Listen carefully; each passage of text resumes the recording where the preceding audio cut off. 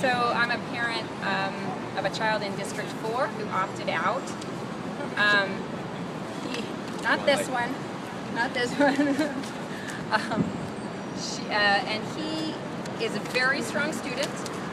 I think if you change it, it's going to make it harder. Oh, okay.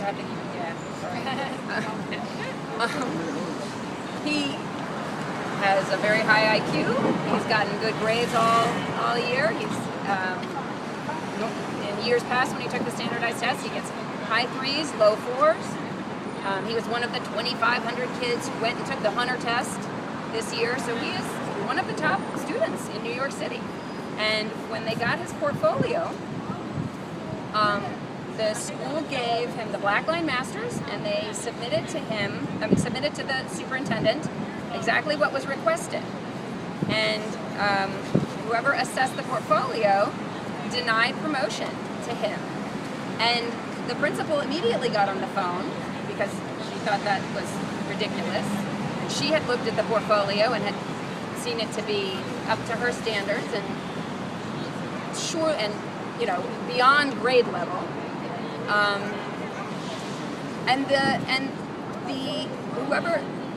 The person who had assessed the portfolio was not the superintendent. There's an interim acting superintendent. So this was and that interim acting superintendent is also the director of superintendents, Donald Conyers. So somebody did it for him.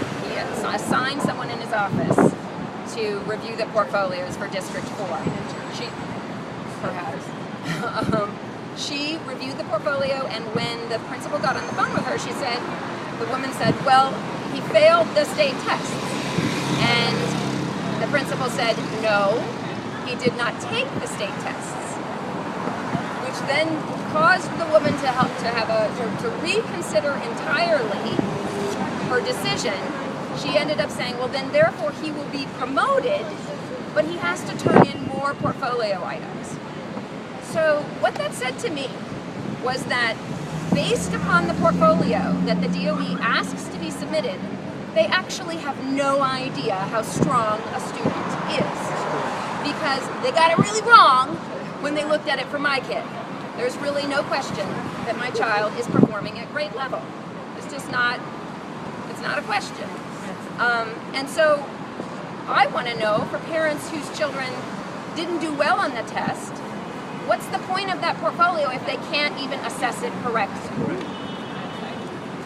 When she asked for more items, she said one piece of math and one piece of writing. So she's just asking for one example from each. And I don't know why she thinks that will totally change her opinion of the portfolio, why that would then suddenly turn it into a valid portfolio when it wasn't valid before. So, as people have already said, they're asking us for accountability for our children. They're using those same scores to hold our teachers and our schools accountable, sometimes closing whole schools and uprooting all these children's lives, all these families' lives, on just these few markers. And then when they don't have those markers, they're thrown into disarray. They don't really know what to do.